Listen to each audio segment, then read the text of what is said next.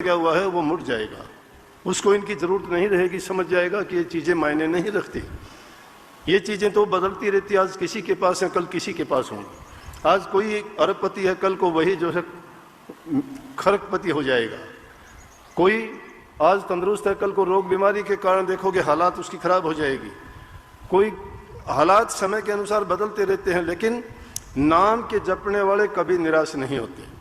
इसीलिए संतों ने कहा है कि दुनियादारी के बदलते हुए समय के अनुसार जो अवस्थाएं, चीज़ें और हालात बदलते हैं उसमें घबराना नहीं। और उन्होंने उदाहरण दिए इस बात के लिए अनेकों कि जो सच्चे मन से लगे रहे उनके काम बनते चले गए, सच्चाई के साथ जो भी उस पर चले उनके सभी काम बने। लेकिन उन्होंने धैर्य रखा, उन्होंने उतावलापन, जल्दबाजी नहीं की। किसी भी चीज़ में जल्दबाजी से काम नहीं बनती। आदमी जगह जगह चेतावनी के उसमें भी कही गई हैं बातें, उनको किसी तरह भी अगर हम समझने की कोशिश करें हर जगह आपको मिल जाएंगी, सड़कों के चौराहे पे भी मिल जाएंगी, वहाँ भी लिखा मिल जाएगा आपको, रुको, ठहरो, देखो और जाओ। रुको, इंतज़ार करिए, इंतज़ार करो कि वक्त क्या करता है, क्या गुजरती है, क्या होता है, देखो उसको, और जब उसका नतीजा निकला है फिर चलो। हालात का पता लग जाएगा उसके अनुसार चलने के लिए। तो इसलिए वो नाम भक्ति तो ऐसी चीज़ है, इतनी आसान चीज़ थोड़ी है। नाम के बराबर कोई चीज़ नहीं है। नाम बड़े बड़े दुष्टों को, बड़े बड़े पापियों को, डाकुओं को, ठगों को, लुटेरों को छिन में बदल देता है। जिसने सारी जिंदगी पाप कमाए हों और उन्होंने गलती से भी अगर प्रभु के नाम को याद कर लिया हो तो भी उसका कल्याण हो जाता है। अजामेल को ही ले लीजिए, उस जैसा दुष्ट आदमी नहीं था, जन्म से नहीं था, ब्राह्मण के घर में पैदा हुआ था। उसके पिताजी भी ब्राह्मण थे, राजा के घर में पुरोहित थे, राजा राज दरबार में रहते थे। अजामेल को अच्छी शिक्षा दिलाई, गुरु के पास भेजा। गुरु ने उसको बहुत अच्छी शिक्षा दी, लेकिन गुरु उसको जो भी काम देता, जो काम घंटों में करना होता वो मिनटों में कर लेता, इतना योग्य था। देखने में बड़ा सुंदर था। गुरु ने उसको देख लिया, जांच लिया, क्योंकि गुरु के पास वो कसौटी होती है, वो शिष्य को देख लेते हैं वो किस प्रकार का होगा। लेकिन उसके हाव भाव, चाल चलन देख के और सुंदरता को देख के कहने लगे कि तू मेरे पास आता है, लेकिन मेरी एक बात मानना, कभी भी तू शहर के अंदर से नहीं जाना, बाहर के बाहर जाएगा अपने घर और बाहर से ही आएगा, अंदर से कभी नहीं जाना। पढ़ते पढ़ाते बहुत दिन हो गए, शिक्षा पूरी होने वाली थी। एक दिन मन में आया, गुरु तुझे क्यों मना करता है? ये इंसान के लिए ऐसी चीज है जिस चीज के लिए मना करोगे उसको जरूर ही करना चाहेगा। सोचेगा कि इसको क्यों मना करता है, इसमें कोई न कोई राज है, मुझे क्यों नहीं बताता। इंसान की जिज्ञासा बढ़ती है कि मैं देखना चाहूंगा ये क्या है। अरे तुम्हें एक बाजीगर बेवकूफ बना देता है। सड़क के किनारे खड़ा होके एक फटे से कपड़े का कुछ गूंद के रख देता है, कहता है देखना अब ये थोड़ी देर में चलेगा, ये बोलेगा, ये लड़ाई करेगा, सब के सब मजमा लग जाएगा, आदमी वहां सैकड़ों इकट्ठे हो जाएंगे। वो और पूरा खेल करके चला जाएगा, वो नहीं हिलता चलता, उसका दोबारा जिक्र नहीं करेगा। लोगों की नजर उसी में, ये कब चलेगा, ये कब झगड़ा करेगा, ये कब अपना करिश्मा दिखाएगा, कुछ नहीं। क्योंकि इंसान की जिज्ञासा, वो जिज्ञासा पैदा कर देते हैं। अपने खेल को चलाने के लिए ऐसी ऐसी बातें बोल देते हैं, आदमी सुनता रहता है, देखता रहता है। तो जब भी किसी इंसान को ये कहोगे ये काम नहीं करना, वो काम जरूर करेगा। अजामेल ने क्या किया, एक दिन शहर के अंदर से गया, शहर के अंदर से गया तो बुरी जगह से निकला। वहां देखते ही उसने कभी जिंदगी में ऐसे हालात देखे नहीं थे, और एक वैश्या को देख के उसका मन डोल गया वहां। अब उसको देख के उसके मन में, घर गया तो पढ़ाई की बातें भूल गया, गुरु ने जो पाठ पढ़ाया वो भूल गया। जवान उम्र हो गई थी, उसको देख के पूरी रात उसी के सपने देखते रहा। गुरु का नियम तोड़ दिया उसने। गुरु का हुक्म तोड़ना, पहली चीज शिक्षा हमें मिली कि गुरु की आज्ञा भूल के भी नहीं छोड़नी चाहिए। गुरु जो भी कहता है उसको सत्य मान लेना चाहिए। शिष्य के लिए गुरु का वचन ही सब कुछ है। लेकिन उसने क्या किया, पहली चीज वहां गुरु का वचन तोड़ दिया। दूसरी चीज, गुरु के आगे कपट रखा, झूठ बोल दिया, बताया नहीं। गुरु ने पूछा शहर के अंदर से तो नहीं गया, नहीं गया, और चलते चलते आखिर में उसके चंगुल में ही फंस गया। सबको पता लग गया। उसके पिताजी की मृत्यु हो गई, राजा ने उसको उसके पिता की जगह पुरोहित रख लिया, लेकिन रखता था वेश्या को अपने साथ में।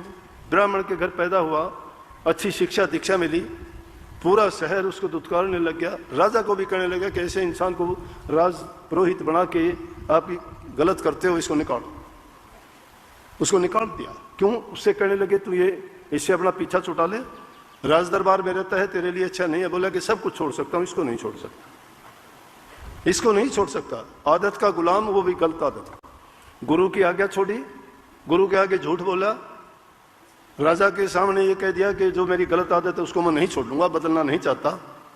सारे ऐब हो गए तो उन्होंने निकाल दिया बाहर, शहर से बाहर रहने लग गया। रोटियों के लाले पड़ गए, कमाई कोई रही नहीं, क्या करता। नाम के महत्व की ओर ले जा रहा हूं मैं, ये रोचक कहानी सुनाने के लिए नहीं, लेकिन इसमें जो शिक्षा भरी हुई है उस पर गौर करो। इसमें शिक्षा आ चुकी है कि गुरु के वचन तोड़ने से क्या हालत होती है। एक ऐसा इंसान जिसका रूप देख के भी दूसरे लोग उसको इज्जत और सम्मान देते थे, उसकी योग्यता को देख के गुरु प्रसन्न होता था, उसकी योग्यता को देख के राजा ने उसको पुरोहित लगा दिया, लेकिन उसकी एक बुरी आदत के कारण उसने सब बर्बाद कर लिया और एक भिखारी की तरह शहर से बाहर रहने लगा। खाने पीने के लिए कुछ नहीं, यहां तक की हालत यह गुजरी पक्षियों को मार के लाके खाने लग गया। शहर के बाहर रहता है, लेकिन आदमी के कोई पूर्व जन्म के संस्कार होते हैं, वक्त आने पे वो जाग जाते हैं, उठ जाते हैं। उसके भी कोई अच्छे संस्कार थे पिछले जन्मों किए हुए। 4 साधु आए, एक दिन 4 साधु आए आके उनके पास रुक के कहने लगे हम तेरे पास रुकेंगे। बोले हमारे पास खाने के लिए कुछ भी नहीं है, कुछ भी नहीं है, हम आपको क्या देंगे। बोला कोई बात नहीं, हमें तो रुकना है। उन मकान था ही नहीं, उनके झोंपड़े के पास उन साधु भी अपना धुआं लगा के पूरी रात वहां रहे। उन्होंने देखा कुछ नहीं है, जैसे वो थे वैसे ही साधु भी सो गए। 1-2 दिन वहां रुके, रुकने के बाद में महापुरुषों के दर्शन हुए। ये अब बात बात में कहते हो कि हम दर्शन करने आगे, दर्शन करने में बड़ा महत्व है। महापुरुषों का आना, वहां की भूमि पवित्र हो जाती है। महापुरुषों के दर्शन करने से इंसान के पाप कर्म कटते हैं। महापुरुषों के दर्शन करने से उनके पूर्व जन्म के संस्कार जल जाते हैं। महापुरुषों का संग करने से उनकी मलिन बुद्धि अच्छी हो जाती है, शुद्ध विचार पवित्र मन हो जाता है। वो 2-3 दिन के रहने के कारण बोले, कहने लगे कि हम तेरे को मंत्र दे दें। बोले मेरा कैसे उद्धार होगा, मैं बहुत बड़ा पापी हूं।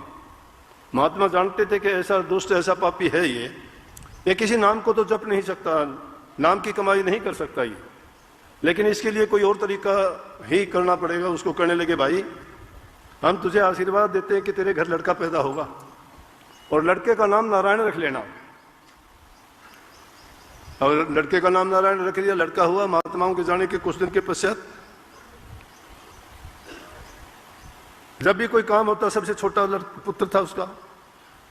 इंसान का छोटे पुत्र से सबसे ज्यादा मोह होता है, तो उसको जब भी कोई काम, जब भी कोई बात होती, नारायण इधर आना, नारायण ये देना, नारायण बात सुनना, नारायण ये कर, नारायण कहाँ गया, नारायण नारायण प्रभु का भी नाम है, परमात्मा का नाम नारायण है। नारायण नारायण का ही सुमरण हो गया उसका, दूसरा किसी इंसान का ही नाम नहीं लेता। और जब कहते हैं आखिरी वक्त आया, जमदूत आके उसको लेने के लिए खड़े हो गए, क्योंकि जिस इंसान ने अच्छे कर्म नहीं किए होते उसको जमदूत लेने के लिए आते हैं, तैयार खड़े थे। जब लेने के लिए आए उनको देख के अजामिल घबरा गया, डर गया और कहने लगा नारायण भागना रहा, यहाँ आना रहे, ये कौन आए हैं, मुझे परेशान करते हैं, नारायण मुझे लेके जाएंगे ये। जब ऐसा कुछ वो कहने लगे, बार बार जब चिल्लाए और नारायण नारायण का नाम सुना, तो कहते हैं जमदूतों की बजाय यमदूत वहां से विमान लेके पहुंच गए। नारायण नारायण का नाम सुना तो उन्होंने विमान लेके वहां, एक तरफ तो जमदूत खड़े हैं, दूसरी तरफ रामदूत खड़े हैं। रामदूत जब वहां पहुंचे, जमदूत देखते रहे, उसको बैठा के और ले गए। जब उसको उठा के ले गए तो जमदूतों ने जाके यमराज से शिकायत की कि जी हम तो उसको लेने ही वाले थे, लेकिन वहां तो रामदूत पहुंच के उसको वो ले आए। आप उनसे कहो कि वो तो इतना पापी, इतना दुष्ट आदमी वहां कैसे जा सकता है, यहां लाओ, उसको सजा मिलेगी। यमराज कहने लगा अरे भाई, जो जिसको राम के दूत ले गए हों और किसी की इतनी कीमत, वो ताकत नहीं है कि वहां से लेके आए, और फिर वो भी राम का जाप करने वाले को। जो राम के नाम का जाप करता है उसको तो कोई उसके पास भी नहीं फटक सकता, लेने की तो दूर की बात है। यह नाम की कीमत है, यह है नाम की कदर, जिसने सारी जिंदगी खोटे मंदे कर्म किए हों, बड़े से बड़े भी पाप किए हों, लेकिन उस नाम को सच्चाई के साथ नहीं, बल्कि ऐसे ही जिसको पता ही नहीं कि इस नाम में के लेने से, इस नाम के लेने मात्र से इतना लाभ होगा, उसको भी नहीं पता था। ये तो उस नाम के प्रताप से नारायण नाम अपने बच्चे के रखने के कारण वो सबरकपुरी में पहुंच गया और यमराज की भी ये हिम्मत नहीं उसको वापस ला सके। वो नाम हमें मिला है, सबको मिला है वो नाम,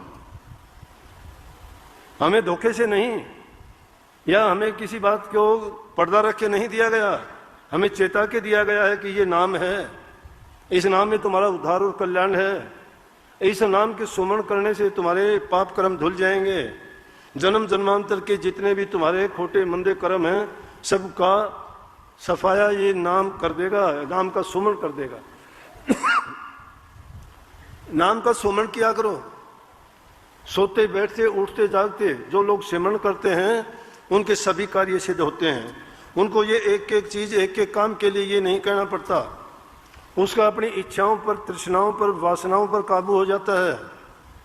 वो इंसान कभी भी जो ये 5 जो दुष्ट बताते हैं, 5 ऐसी जो हमारे पीछे पड़े हैं, जो हमें बार बार दुनिया में घसीटते हैं, जिनको हम काम, क्रोध, लोभ, मोह ये शत्रु के रूप में काम करते हैं। लेकिन क्या लिखा है महापुरुषों ने, कही है सगड़ी सृष्टि के 5 सिकदार, नाम भजन के पाणीहार, जगत पास से लेते दान और गुरु भगत को करी प्रणाम। सगड़ी सृष्टि के 5 सिकदार, पूरी सृष्टि में 5 शिकारी हैं।